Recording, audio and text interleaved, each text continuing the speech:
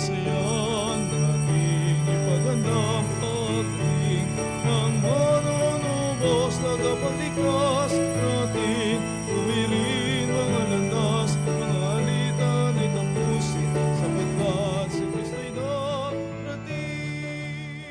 Tuwirin mga landas.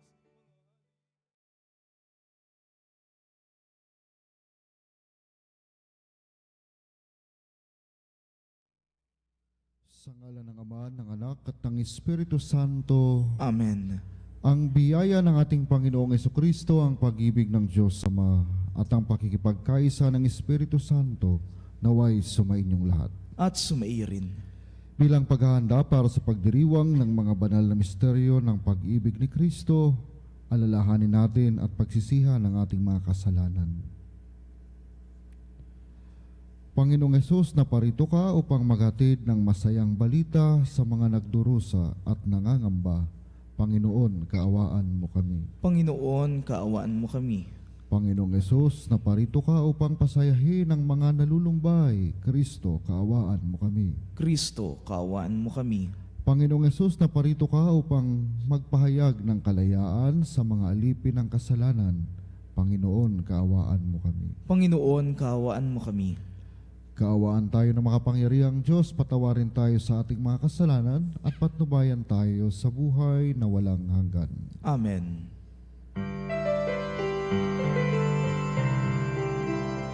Luwalhati sa Diyos sa kaitaasan, kaloob sa lupa ay kapayapaan.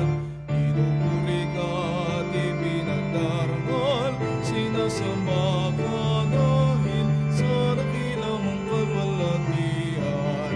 Panginoon naming Diyos sa rin ang langit, amang makapangyarihan. Panginoon Jesucristo, bugtong anak ng Diyos, Kordero ng Ama, ikaw na nag-aalis ng mga kasalanan ng sanlibutan.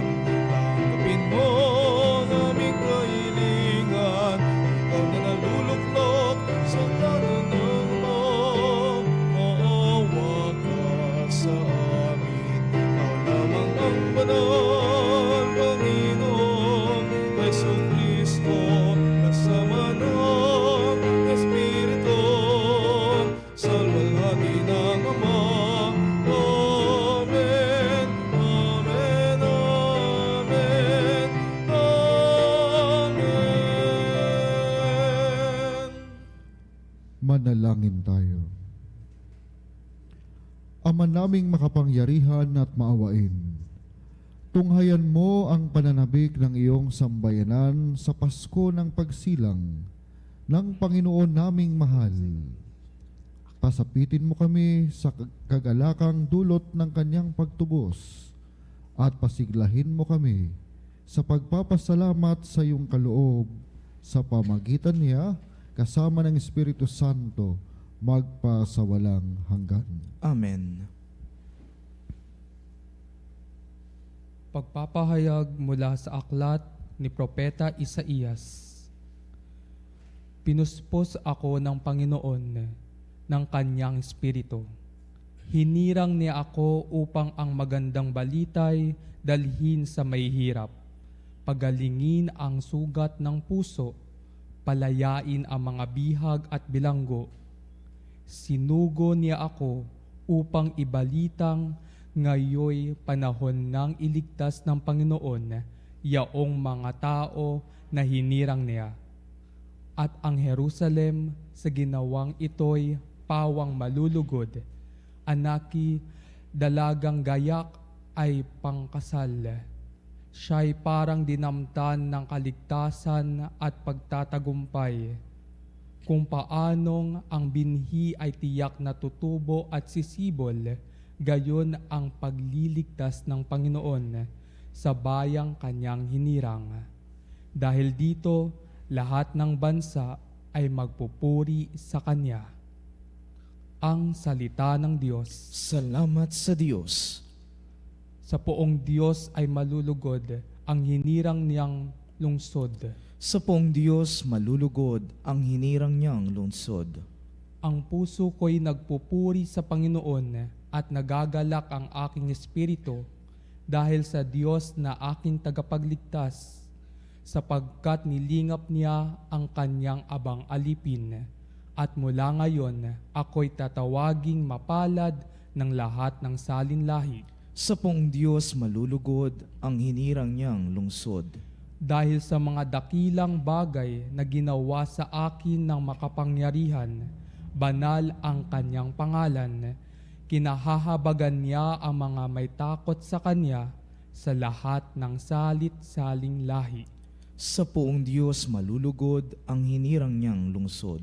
Binusog niya ang mabubuting bagay, ang mga nagugutom, at pinalayas niyang walang ni anuman ang mayayaman. Tinulungan niya ang kanyang bayang Israel bilang pagtupad sa pangako niya sa ating mga magulang. Sa poong Diyos malulugod ang hinirang niyang lungsod.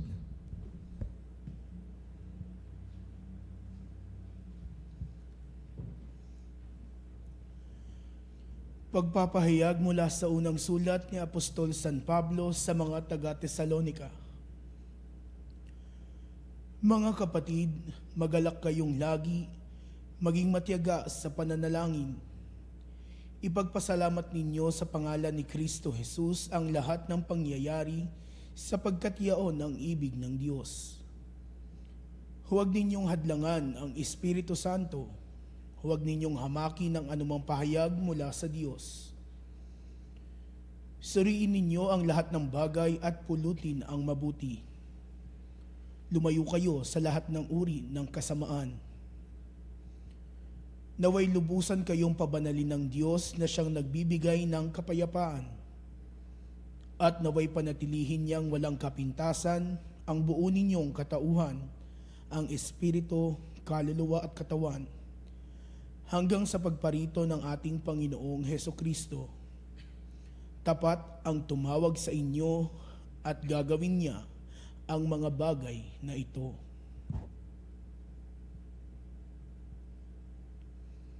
Ang salita ng Diyos. Salamat sa Diyos.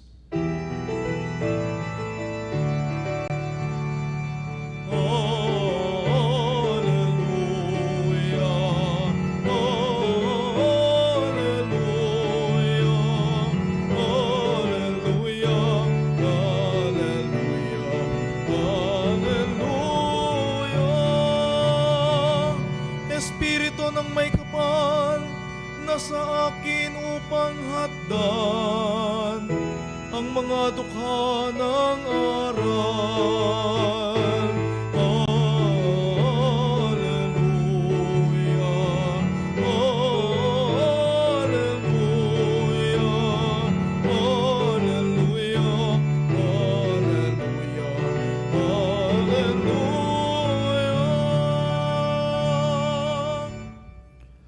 Sumainyo ang Panginoon. At sumairin. Ang pagbasa sa mabuting balita ng Panginoon ayon kay San Juan. Papuri sa iyo, Panginoon. Sinugo ng Diyos ang isang tao na nagngangalang Juan. Naparito siya upang magpatotoo tungkol sa ilaw at manalig sa ilaw ang lahat dahil sa patutuo niya. Hindi siya ang ilaw, kundi naparito siya upang magpatotoo tungkol sa ilaw. Nang suguin ng mga Hudyo sa Jerusalem ang ilang saserdote at Levita upang itanong kung sino siya, sinabi ni Juan ang katotohanan. Sinabi niyang hindi siya ang Mesiyas. Kung gayoy, sino ka? Tanong nila. Ikaw ba si Elias? Hindi po, tugon niya. Ikaw ba ang propetang hinihintay namin? Sumagot siya, hindi po. Sino ka kung gayon? Tanong nila uli. Sabihin mo sa amin para masabi namin sa mga nagsugo sa amin. Ano ang masasabi mo tungkol sa iyong sarili? Sumagot si Juan, ako ang tinig ng isang sumisigaw sa ilang.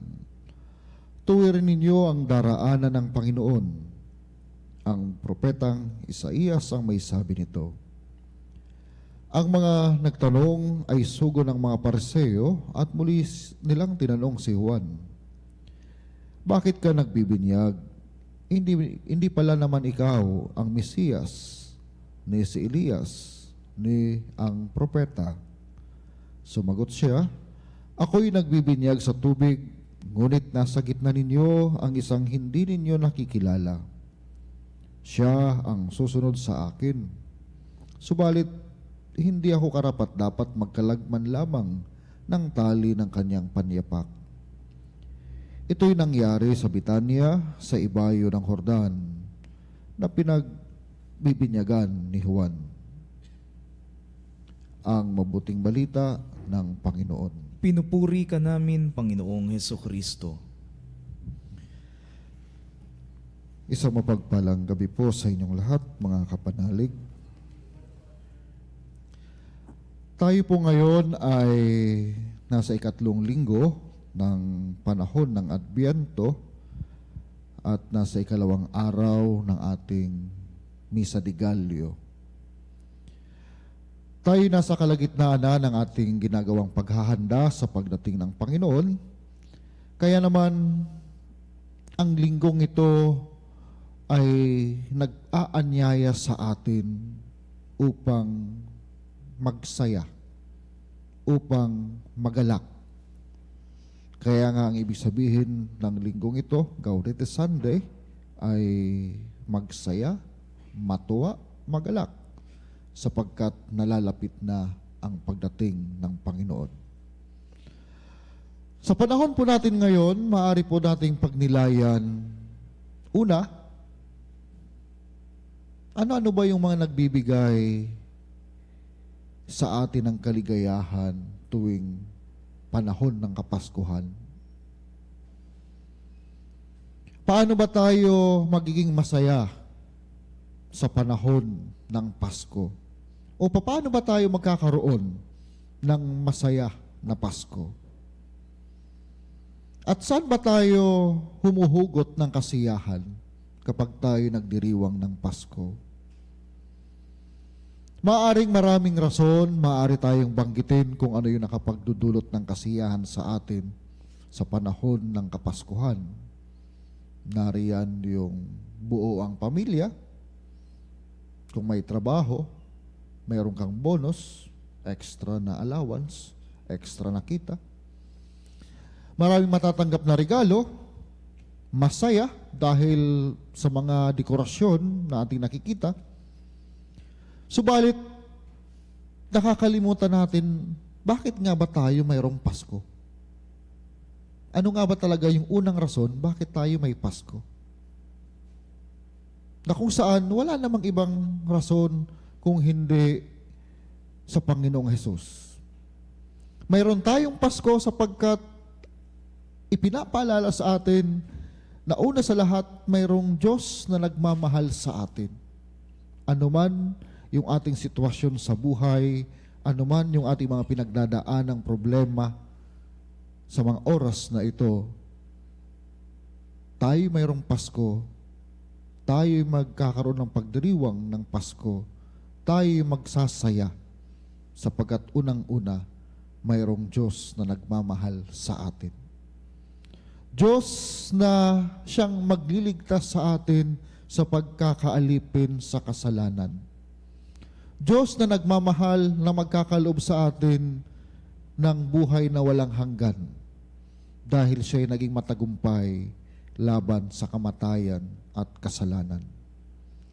Kaya nga lang, nakakalungkot sa panahon natin ngayon dahil hindi na po natin nakikita at nakakalimutan na natin yung rason kung bakit tayo mayroong Pasko.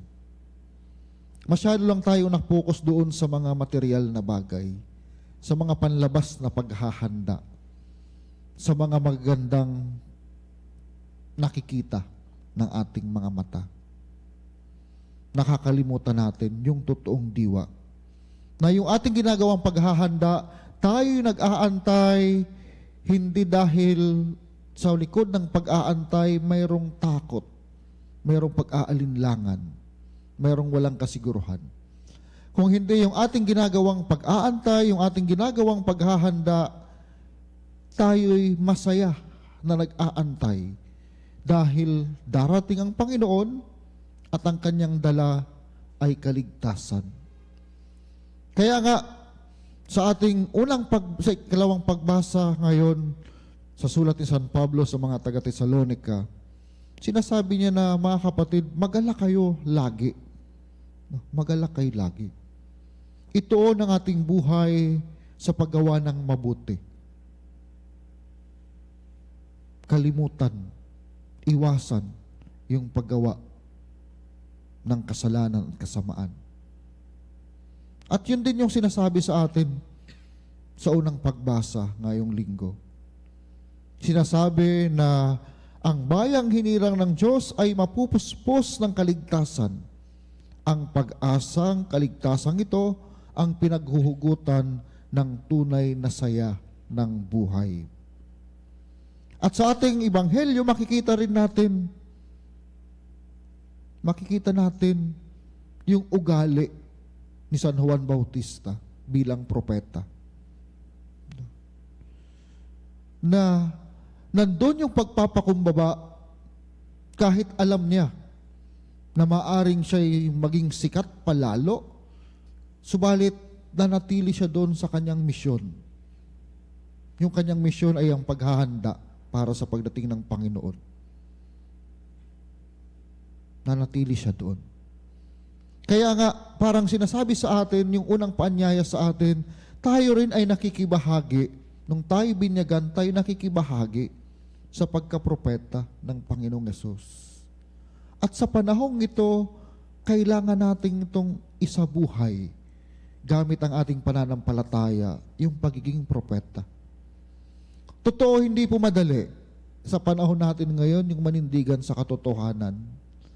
Lalo na, alam natin marami tayong mga kahinaan. Tayo mismo ay takot sa maraming bagay sa ating buhay. Subalit katulad ni Elias, ni San Juan Bautista, yung paanyaya sa atin na tayo maging mga propeta kahit sa mga maliliit na bagay sa ating buhay. Totoo, maraming magka-question sa ating pagkatao. Katulad ni Juan, yung unang tanong, sino ka ba? No? Bakit ka nagbibinyag? Hindi naman pala ikaw yung Mesiyas. Parang sinasabi, sino nagbigay sa'yo ng kapangyarihan na gawin ito? No? Marami tayong maririnig na ganyan. Kahit sa ating mga pamayanan, kahit sa ating mga parokya. Subalit yung ipinapaalala sa atin, yung pagiging mapagpakumbaba. Dahil sa pagpapakumbaba, nandun lagi yung pagpapala ng Diyos.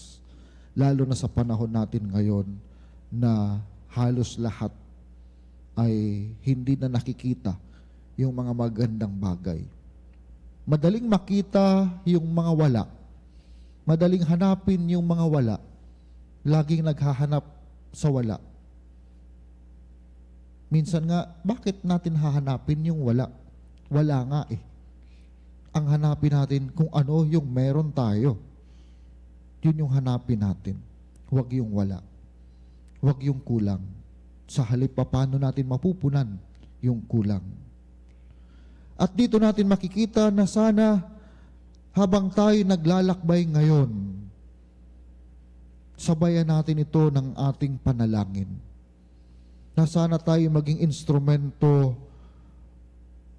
upang ibahagi ang liwanag na dala ng Panginoon, upang ibahagi ang pag-asa sa ating kapwa. Sabi nga, sa halip na tayo magkalat ng hindi magandang balita, subukan naman nating ihasik yung mabuting balita. Subukan nating ihasik yung pag-asa. Ibahagi yung liwanag sa buhay ng ating mga mahal, ng ating mga kamag-anak, mga kasama sa trabaho, mga taong nakakasalamuha. Sapagkat kapag ginawa natin ito, ito'y nagpapakita ng ating pagkilala sa presensya ng Diyos at sa pagpapala ng Diyos, kahit sa gitna ng kadiliman kahirapan at kawalan ng pag-asa. Mga kapatid, sa pananampalataya, lahat po tayo, anuman yung ating sitwasyon sa buhay, anuman yung ating mga pinagdadaanan sa buhay, lahat tayo ay binibigyang kasiguruhan ng Diyos na laging mayroong pag-asa. Lahat tayo mayroong tatanggaping pagpapala at sigurado tayo, anuman, banal ka man, palasimba ka man o hindi, sigurado tayo na may plano ang Diyos sa bawat isa sa atin. At nakakasiguro tayo na mahal tayo ng Diyos. Amen.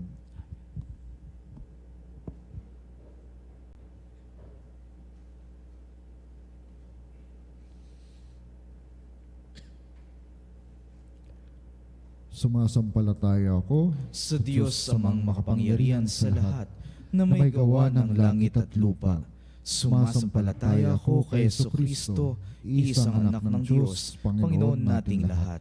Nagkatawang tao siya lalang ng Espiritu Santo, ipinanganak ni Santa Mariang Birhen, pinagpakasakit ni Poncio Pilato, ipinako sa krus, namatay, inilibing, nanaog sa kinaroonan ng mga yumao, nang may ikatlong araw na buhay na maguli, umakyat sa langit, naluluklok sa kanan ng Diyos amang makapangyarihan sa lahat. Doon magmumula, paririto at huhukom sa nangabubuhay at nangamatay na tao. Sumasampalataya naman ako sa Diyos Espiritu Santo, sa banal na simbahang katolika, sa kasamahan ng mga banal, sa kapatawaran ng mga kasalanan, sa pagkabuhay na muli ng nangamatay na tao, at sa buhay na walang hanggan. Amen. Si Juan Bautista ay natatangi nating bayani at huwaran ngayon. Ipagdasal nating matulad tayo sa kanyang kababaang loob at katapatan sa pagtupad sa pananagutan. Ang ating itutugon sa bawat panalangin, Diyos ng katarungan, dinggin mo kami. Diyos ng katarungan, dinggin mo kami. Naway ang simbahan ay manatiling tapat sa kanyang misyong magpahayag ng mabuting balita sa lahat ng bansa, sa salita at sa gawa. Manalangin tayo. Diyos ng katarungan, dinggin mo kami. Naway patuloy tayong gabayan ng Santo Papa at ating mga obispo nang may karunungan at lakas ng loob sa adbiyentong ito at sa buong buhay natin. Manalangin tayo. Diyos ng katarungan, dinggin mo kami. Naway patnubayan ng lahat ng tagapangaral, katikista at mga guro ng relihiyon ang mga puso ng kanilang mga tinuturuan patungo kay Jesus at hindi sa kanilang sarili. Manalangin tayo. Diyos ng katarungan, dinggin mo kami.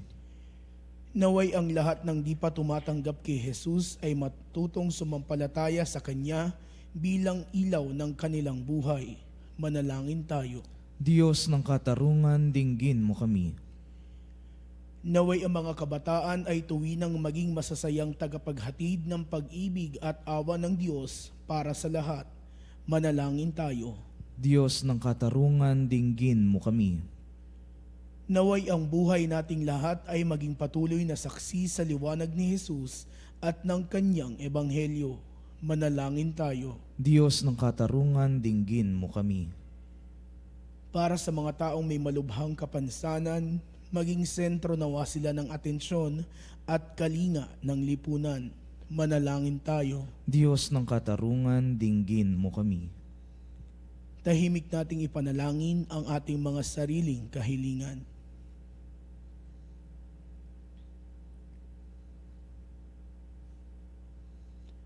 Manalangin tayo. Diyos ng katarungan, dinggin mo kami. Diyos ng liwanag, tulutan mo ang aming asal at pag-uugali ay maging angkop sa ebanghelyo ng buhay upang maging saksi kami kay Jesus, ang ilaw ng daigdig na nabubuhay at naghahari magpakailanman. Amen. Itong alak at tinapay, mga bungang alay, alon ang pawis at biyaya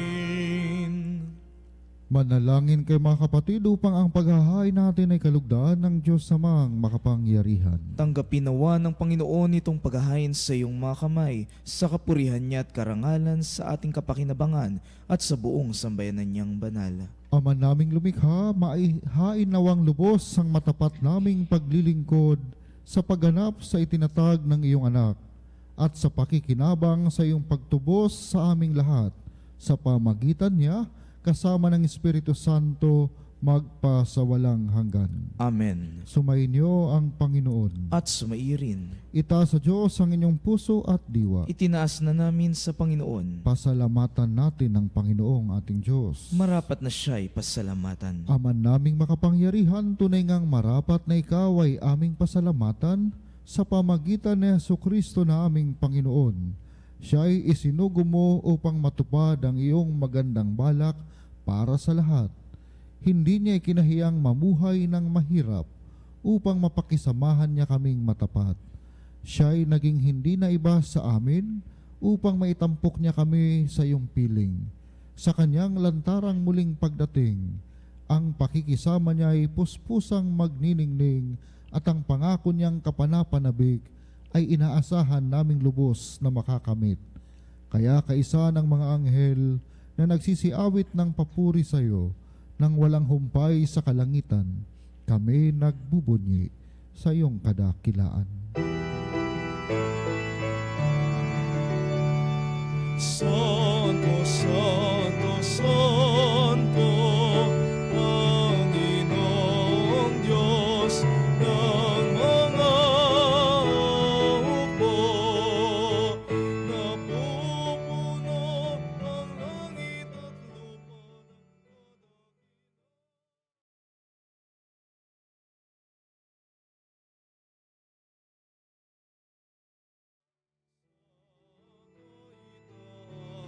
Hosana, Hosana, sa kaitaasan, pinagpalang na paririto sa ngalan ng Panginoon. Hosana, Hosana, sa kaitaasan, Hosana, Hosana sa kaitaasan.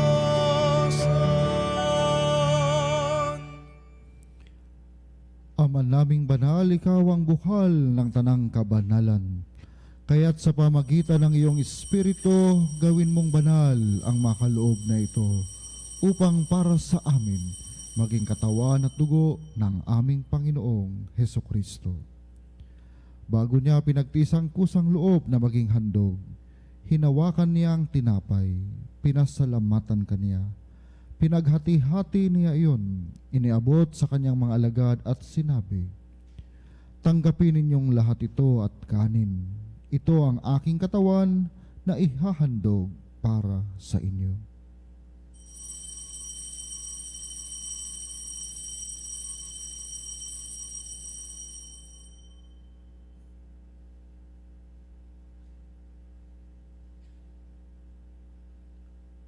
Gayun din naman nung matapos ang hapunan, hinawakan niya ang kalis, muli kanyang pinasalamatan.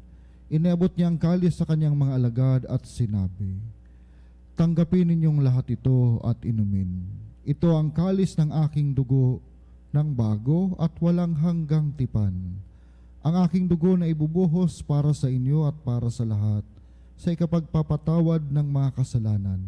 Gawin ninyo ito sa pag-alaala sa akin."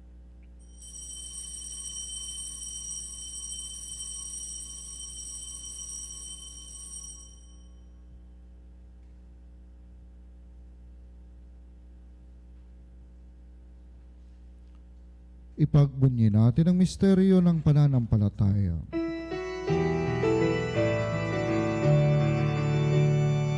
Aming ipinahayag na namatay ang iyong anak na buhay bilang Mesiyas at magbabalik sa wakas para mahayag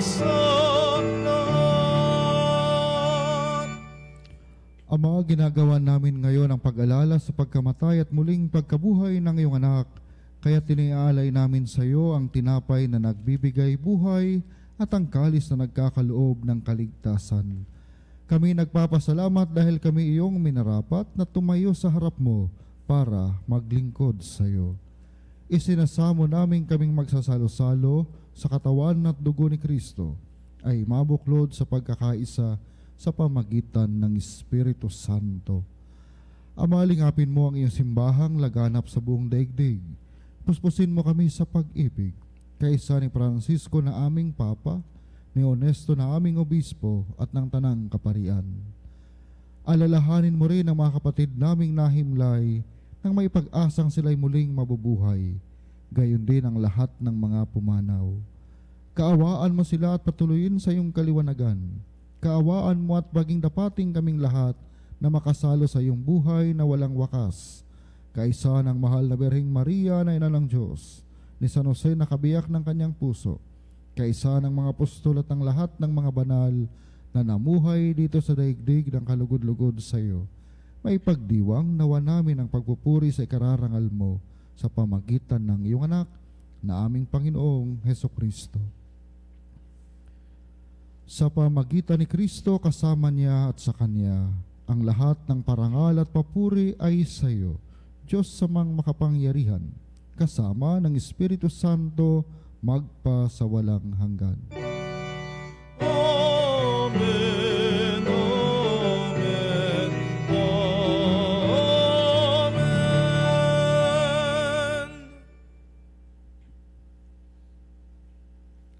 Sa tagubili ng mga nakagagaling na utos sa turo ni Jesus na Panginoon natin at Diyos, ipahayag natin ng lakas loob.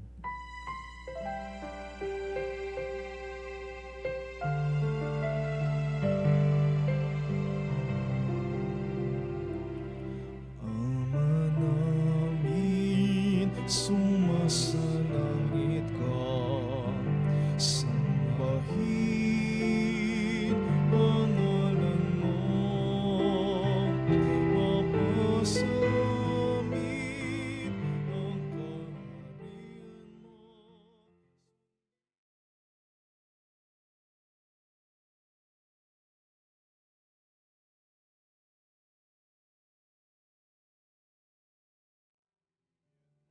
Kami ngayon ng aming kakanin sa araw-araw at patawarin mo kami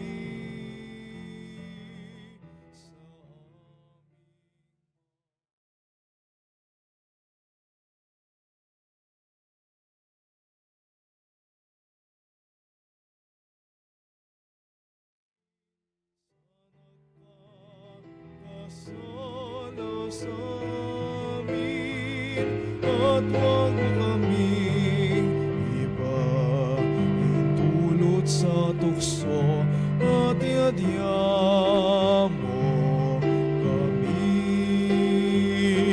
sa lahat ng masama.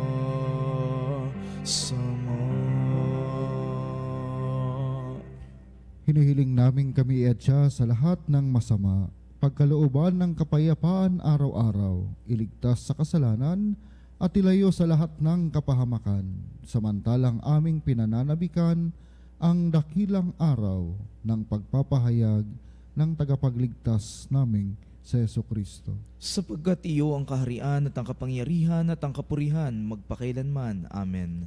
Panginoong Jesucristo, sinabi mo sa iyong mga apostol, kapayapaan ang iniiwan ko sa inyo. Ang aking kapayapaan ang ibinibigay ko sa inyo. Tunghayan mo ang aming pananampalataya at huwag ang aming mga pagkakasala. Pagkalooban mo kami ng kapayapaan at pagkakaisa ayon sa iyong kalooban, kasama ng Espiritu Santo magpa sa walang hanggan. Amen. Ang kapayapaan ng Panginoon ay laging sumainyo. At sumairin. Magbigayan po tayo ng kapayapaan sa isa't isa. Kapayapaan sa lahat ng kapanalig.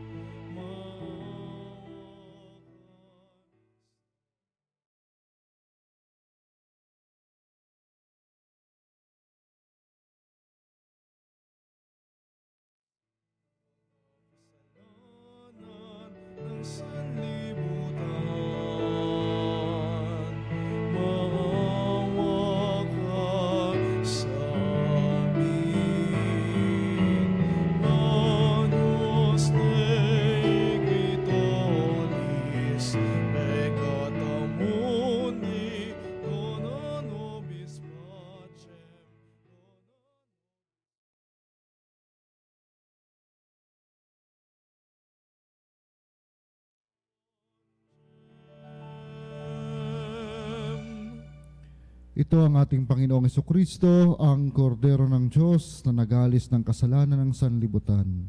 Mapalad ang mga inaanyayahan sa kanyang piging.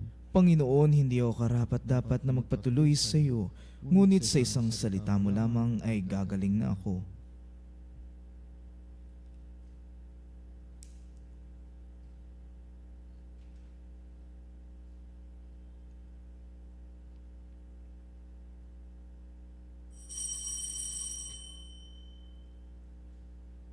Mga kapanalig, ating dasalin ang komunyong espiritual. O Jesus, nananalig ako sa pananahan mo sa kabanal-banalang sakramento. Minamahal kita higit sa lahat at hangad ka ng aking kaluluwa. Hindi ko man matatanggap ngayon ang iyong katawan at dugo, inaasahan ko na patuloy kang mamumuhay sa aking puso.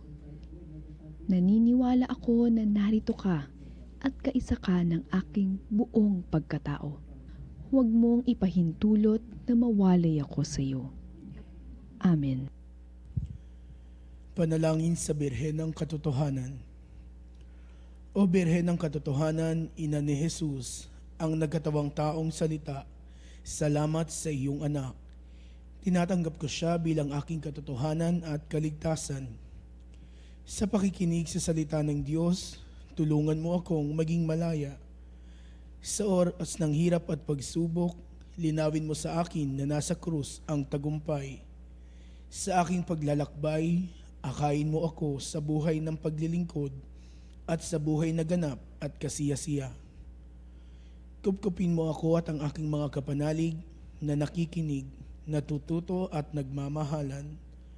O Maria, Birhen ng Katotohanan, ipanalangin mo kami. O Jesus, ikaw ang daan, ikaw ang katotohanan, at ikaw ang buhay. Iligtas mo kami. Amen. Manalangin tayo. Ama naming mapagmahal, ang pinagsaluhan namin ngayon sa ikapagpapatawad ng mga kasalanan ay magpagindapat nawang kami maging handa para sa Pasko ng pagsilang ng iyong anak na siyang namamagitan kasama ng Espiritu Santo magpa sa walang hanggan. Amen.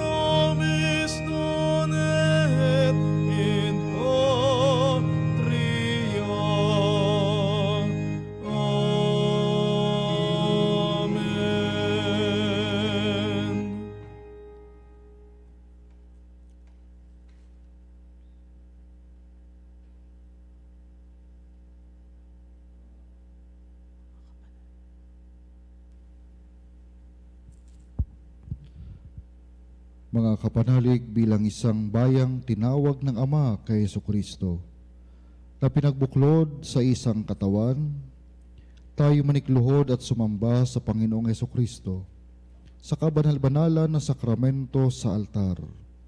Sa sandaling ito ng pagpupuri at pagsasamba sa banal na sakramento, alalahanin natin ang ating mga kapanalig na nakasama natin ngayong nakikinig at nakasubaybay sa ating himpilan.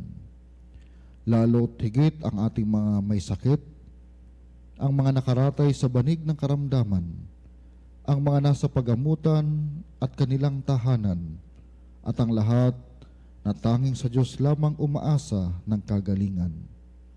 Gayon din ipanalangin natin ang mga nanghihina sa kanilang pananampalataya, ang mga nakararanas ng matinding kalungkutan, takot at pangamba, ang mga nawawala ng pag-asa at lakas ng loob,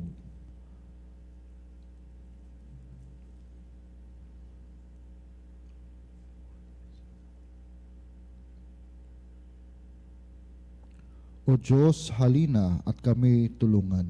O Panginoon, magmadali ka sa iyong pagdamay. Papuri sa Ama at sa Anak at sa Espiritu Santo. Kapara noong una, ngayon at magpasawalang hanggan. Amen. Purihin ang makapangyarihang Ama na nagsugo sa kanyang bugtong na anak upang tayo ay maipagkasundo sa Kanya. Pinupuri ka namin ngayon at kailanman. Purihin ang Panginoong Jesucristo, ang kordero ng Diyos na nag-alay ng kanyang katawan at dugo bilang pagtubos sa sala ng tanan. Pinupuri ka namin ngayon at kailanman. Purihin ang banal na Espiritu, ang Panginoong nagpapabanal na pumupuspos at nagbibigay kagalingan sa lahat. Pinupuri ka namin ngayon at kailanman.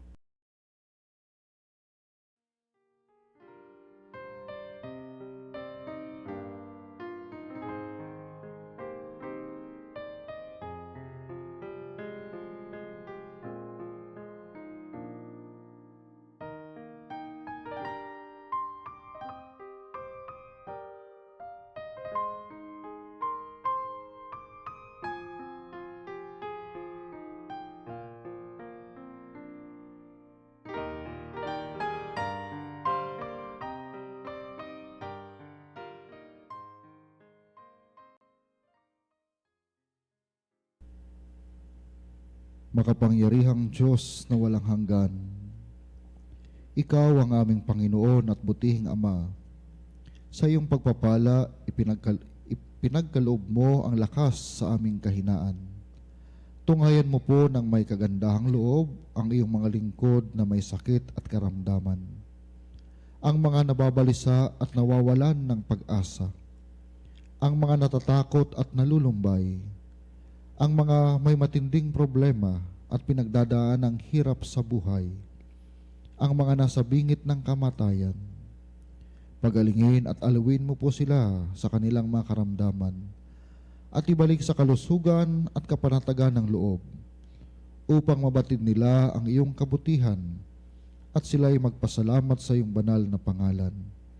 Hinihiling namin ito sa pamagitan ni Kristong aming Panginoon. Amen. Panginoon, nagsusumamo kaming dalawin ang tahanang ito at alisin mula rito ang lahat ng mapanirang kapangyarihan ng kaaway. Manahanawa rito ang iyong mga anghel na banal upang panatilihin kami sa kapayapaan at sumaamin nawang lagi ang iyong pagpapala. Hinihiling namin ito sa pamagitan ni Kristong aming Panginoon. Amen. Gawaran nawa tayo ng makapangyarihang Diyos ng kapanatagan ng loob at mapayapang buhay. Amen.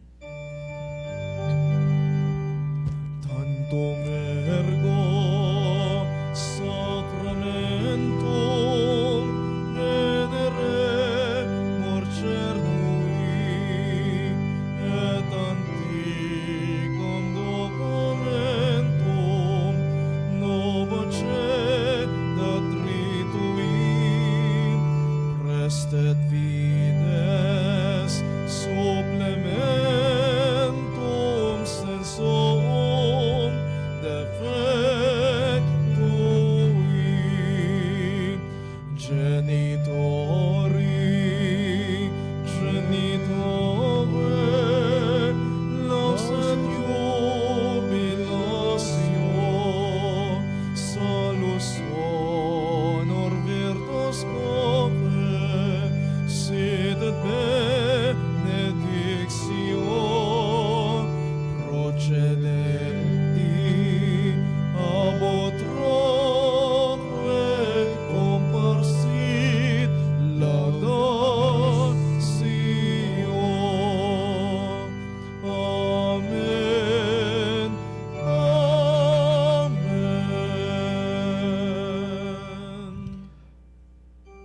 Binigyan mo sila ng tinapay mula sa langit. Na naglalaman sa kanyang sarili ng lahat ng katamisan. Manalangin tayo. O Diyos na sa ilalim ng kamanghamanghang sakramento, ay iniwan mo sa amin ang alaala ng iyong hirap at sakit. Ipagkaloob mong sa pamagitan ng pagsamba namin sa banal na misteryo ng iyong katawan at dugo, madama namin sa aming sarili ang bisa ng pagtubos mo sa amin. Ikaw na nabubuhay at naghaharing kasama ng Ama at ng Espiritu Santo, magpasawalang hanggan. Amen.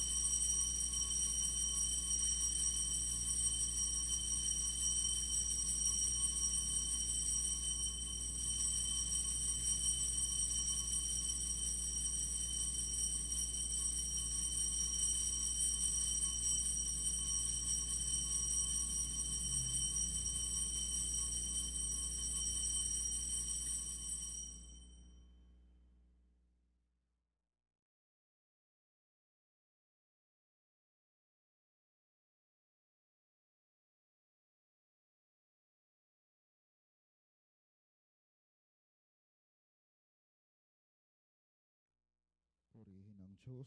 Purihin ng Diyos.